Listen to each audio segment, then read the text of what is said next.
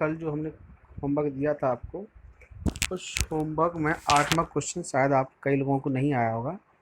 तो एक बार इसको सॉल्यूशन मैंने कर लिया है, वाइट बोर्ड पर ना बता के मैं इसको सीधा डिस्प्ले मोड में बताना चाह रहा हूँ। ठीक है, अब यहाँ देखिए सवाल था x square plus 2√x minus के 6।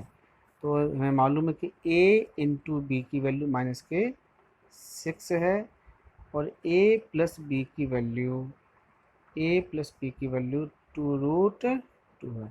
तो गुणनखंड से करने पड़ते हैं गुणनफल के। तो a का मान और b का मान 3√2 और माइनस के √2 कैसे निकला समझना ध्यान से।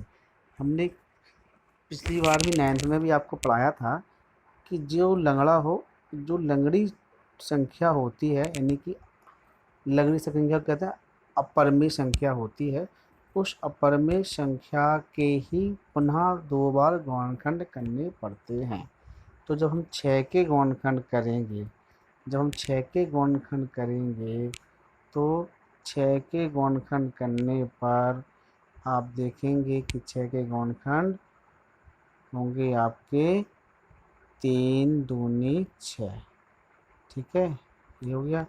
तो 3 तो आपका कंप्लीट होगा, 3 से तो आपको टच करना नहीं है, टच करना है किससे, 2 से। तो 2 के अगर गुणनखंड करेंगे पुनः तो √2 इंटू √2 होगा अथवा कि नहीं होगा, क्योंकि √2 4 हो जाएगा, 4 का मान √4 का मान 2 आ जाएगा। तो इस प्रकार 3 अभीष्ट होगी। तो हमने क्या किया यहाँ पे देखेंगे कि एक तो हमारे गुणनखंड 3 था, फिर √2 था और फिर √2 था। तो ये काम किया हमने कि 3√2 को एक गुणनखंड मान लिया और दूसरे को √2 मान लिया। तो इस प्रकार हमारे गुणनखंड हमें समझ में आ गए होंगे। अब देखा जाए कि 3√2 और ये माइनस का क्यों लिया, क्योंकि गुणनफल हमारा माइनस का तो एक संख्या धन की आएगी और एक संख्या ऋण की आएगी। अब माइनस का इसी में क्यों लगाया, इसमें क्यों लगाया, क्योंकि धन संख्या बड़ी थी इसलिए धन की संख्या बड़ी ली और योगफल धनात्मक ना था इसलिए बड़ी संख्या धन की लेंगे और छोटी संख्या की लेंगे। क्लियर। अब आगे देखिए, अब हमने क्या किया, एक्स स्क्वायर चल दिया और 2√2 को ये दोनों गुणनखंड के रूप में हमने लिखा। तो प्लस के 3√2x माइनस √2x, तो माइनस के 6 बराबर 0 लिख सकते हैं अगर चाहें। अब हमने क्या किया, इसमें से और इसमें से लिया कॉमन। यहाँ से कॉमन कितना आ रहा है, दोनों में x है तो x कॉमन ले लिया। x कॉमन लेने के बाद ठीक है, x यहाँ अंदर बचा और x का भाग हम जब इसमें देंगे तो x से x कैंसिल हो जाएगा, तो कितना बचेगा, 3√2 बचेगा। ठीक है, अब यहाँ पे माइनस के √2 कॉमन लिए, माइनस के √2 कॉमन लिए। माइनस के √2 कॉमन लेने पर माइनस √2 का भाग देंगे तो प्लस का x बचेगा और माइनस का भाग जब माइनस में देंगे तो प्लस के 3√2 होंगे। अब 3√2 कैसे होंगे थोड़ा समझना इसको ध्यान से देखना। माइनस के 6 में कितने का भाग दिया, √2 का भाग दिया और माइनस के √2 का भाग दिया, तो पहले तो माइनस से माइनस कैंसिल।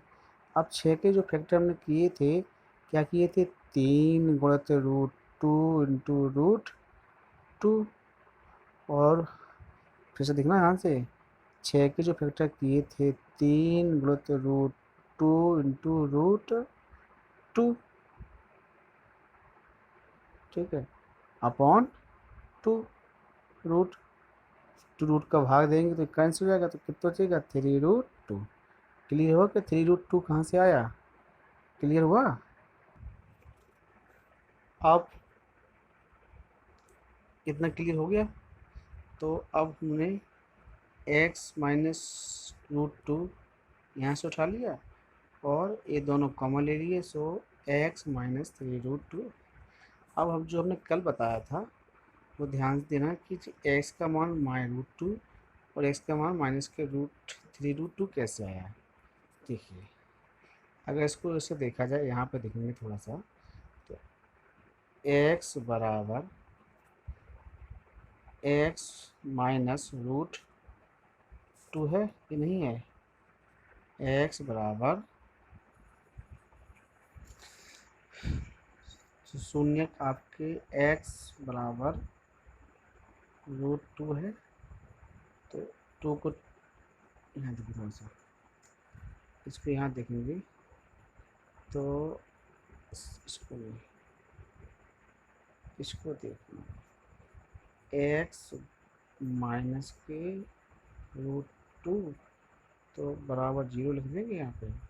इसको ट्रांसफ़र करेंगे तो x बराबर √2 क्या हो जाएगा, कंप्लीट बन जाएगा। इसी तरीके से में देखेंगे, इसको भी ट्रांसफ़र करेंगे उस साइड तो क्या बन जाएगा, माइनस के बन जाएगा। ठीक, अब क्या करना है कि इसका सत्यापन करना है। तो शून्य का हमारा √2 और माइनस के 3√2 हो गया।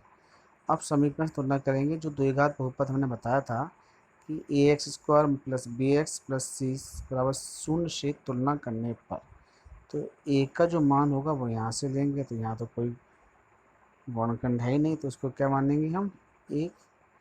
b का लेंगे यहाँ से तो 2√2 और c का कहाँ से लेंगे, c का लेंगे हम यहाँ से माइनस के 6। ठीक है, अब देखिए, अब हमने मान ले लिए आपके a का मान 1, b का मान 2√2, c का मान माइनस के 6। अब करेंगे हम सत्यापन। सत्यापन करेंगे तो पहले शून्यकों का योगफल। शून्यकों का योगफल का सूत्र होता है माइनस के b/a, जो कल लिखाया था कॉपी पे हमने। तो अल्फ़ा के जगह √2, बीटा के जगह माइनस के 3√2, प्लस का चिन्ह था तो माइनस का बन गया क्योंकि माइनस संख्या थी। ठीक है, और बराबर b की वैल्यू कितनी थी, 2√2, तो माइनस का चिन्ह था, माइनस के 2√2 हो गए। और a का मान 1 था तो a का मान आपका 1 लिख दिया। अब यहाँ पे इसके आगे माना जाता है 1, चूँकि √2 यहाँ पे भी √2 है तो सजाती पद है, यानी कि x से मान लीजिए। तो 3 में से जब a जाएगा तो माइनस के 2√2 बचेगा, यानी 1 का भाग देंगे तो माइनस के 2√2 ही रहेगा। तो ये पहला आपका योगफल सत्यापित हुआ। अब हम करेंगे गुणनफल का सत्यापन। गुणनफल सत्यापन करेंगे तो देखेंगे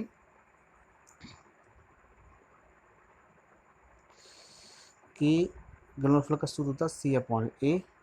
तो c/a तो अल्फ़ा का मान √2 गुणित बीटा का मान माइनस के 3√2 इक्वल टू c का मान माइनस के 6/1। √2 का मल्टीप्लाई √2 में होता है, मालूम है आपको। तो 2√2 से बन जाएगा 2 कंप्लीट। तो 2 कंप्लीट बनेगा और 2 में -3 का मल्टीप्लाई करेंगे तो 3 दूनी 6 होगा, और 1 का भाग 1 में देंगे तो कंप्लीट 6 यहाँ पे भी आ जाएगा। इस तरीके से भी सत्यापन। ये 8वां सवाल आपको समझ में आ गया होगा। यदि फिर भी समझ में नहीं आया है तो हम वाइट बोर्ड पर आपको दोबारा सॉल्व कर देंगे। अब इसी तरीके से और भी सवाल है 9वां 10वां, उनको लगा के देखिए, और जो नहीं आता उसको आप हमें बताएंगे।